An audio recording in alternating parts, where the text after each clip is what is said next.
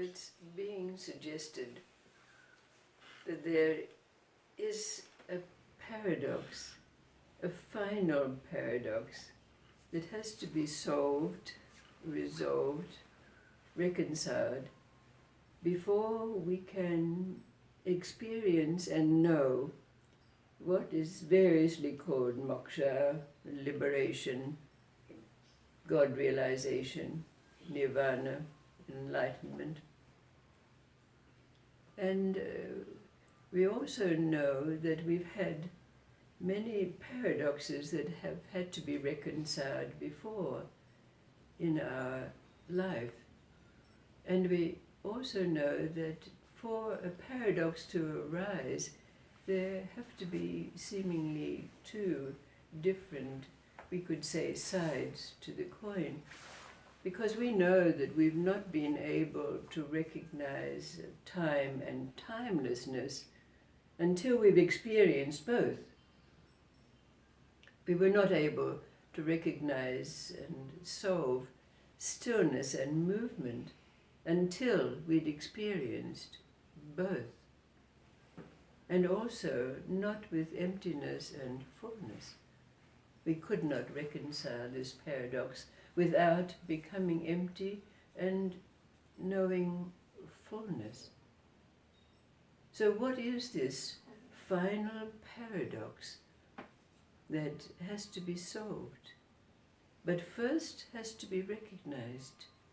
What are, could we say, the two sides of the coin that would be this final paradox, enigma that has to be recognized and solved? Now, in the way of stories, there have been some which perhaps give us the possibility of defining what these two sides of the coin of this final paradox are. So there's two more stories to present to us to enable this possibility. The first is a story about a merchant by the name of Hutsu. Now, Hutsu was quite a rich man. He had a very, very prosperous business. But all of a sudden, his family began to see that he was losing it. He was forgetful. He'd wander out in the streets and not know where he was. He would forget people's names and many other things. But one thing that they did notice about him was that he most of the time went around with a kind of benign smile on his face. But his family were very worried because the business was suffering because of this. So they called in various physicians and pundits of different kinds, the acupuncturists and the like, and they had their various ways of describing it. You know, his liver and his spleen were out of sync, his shen wasn't flowing properly, he had vapors in his bloodstream and so on. But they all said that there was nothing that they could do about it, really, but they did take money, a gold coin here and there for their diagnoses and so forth. But then it came to the awareness of the family that there was a certain philosopher who purported to know about such things and bring about cures. So they approached him and asked him, could he help their father? And so the young philosopher said, yes, perhaps I can, but it'll cost you half your business. So the papers were drawn up so that this philosopher could claim half the family business when a cure was effected. And so the young philosopher came into the house, and first of all, he took the old man who threw out into the garden and he stripped off all his clothes. and left him completely naked. And the day was warm, the sun was shining, so it was all very well. But in the afternoon, of course, when the sun went down, it got very cold. And so Hutsu was feeling quite cold, so he went into the house and started to look around for some clothing to put on.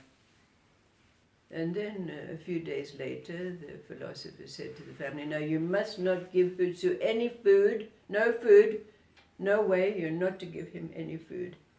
And of course, after a few days, Hutsu was starting to wander around the house, feeling very hungry and looking for crumbs to eat. And so the philosopher said to the family, yes, the signs are there, I can cure him, but the way I treat him is a secret. You will have to leave the house and leave me to it for 7 days. So very reluctantly, the family left the house with Hutsu and the philosopher. And really, nobody knows what happened in those 7 days. But when the family came back to the house, Hutsu was cured. But as soon as the family walked into the house, Hutsu took a stick and started to chase them all and beat them around the head and the legs and the feet, and he was as angry as all, you know what? And when he chased the family out of the house, he went after the philosopher with his stick, chasing him down the street, wanting to beat him. And so the philosopher was screaming, "Murder, murder, murder, holy murder," until the policeman came and took, what was really this mild-mannered old man who had seemingly gone mad, and hauled him off to the police station. But when his family came around to bail him out, so to speak, he railed at them, and he said, "I was perfectly okay until you gave me back my mind. I was quite happy. I didn't have a care in the world, I didn't have a worry. I was just here." Because, of course, beforehand, the pundit, the philosopher said, it's not to do with his body, it's all to do with his mind. And then, of course, Hutsu said, "Now I've got all my worries, and instead of having dreamless sleep, I dream all night and have nightmares." And so it went on. I was perfectly happy when I didn't have a mind. But then there's another little story about a very great king who was called Tanaka. And he was very rich. He reigned over a vast kingdom that was very prosperous. But one night, King Tanaka went to sleep between his silken sheets, and all of a sudden he had the sense that someone had entered the room to tell him that his country was at war, that he had to go to war. So he immediately got up, put on his armor, and went out to fight this battle. But he lost the battle, and he was taken in as a slave, and he was about to be put in chains and put to work when he suddenly woke up. But he was shaking and he was sweating, and suddenly he said to himself, "Was this real, or was that real?" Meaning, was his silken sheets and the life that he led, or the dream that he had? So he got a little bit confused, and people were very concerned about him, because all he would say was, "Is this real, or is that real?" And even when people were brought in for counseling in front of him, he would just say, "Is this real, or is that real?"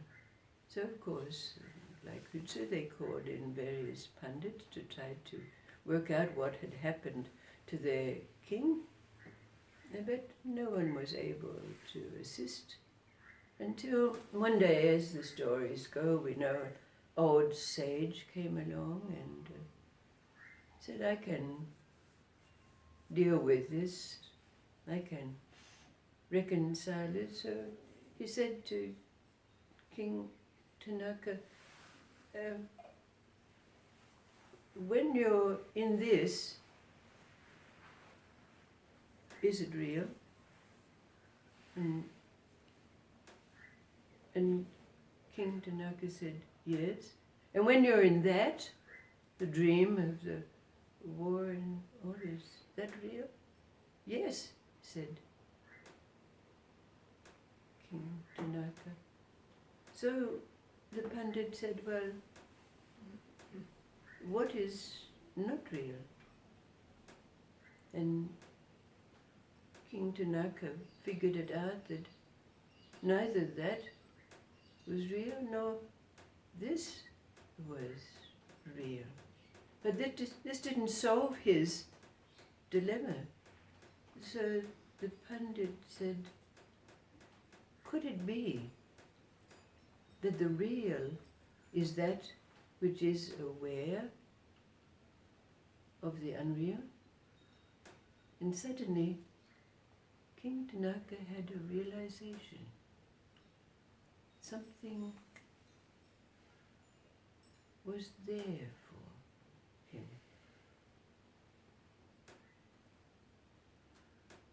How do these two very different stories help us to recognize what are these elements that produce the paradox that has to be solved before we can experience and know liberation?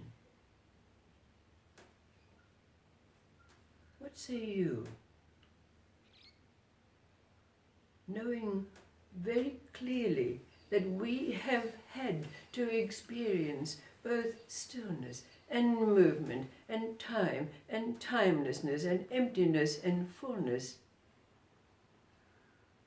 to know and have solved the paradoxes that arose from those experiences. What do these stories tell us about what the elements are that have to be reconciled?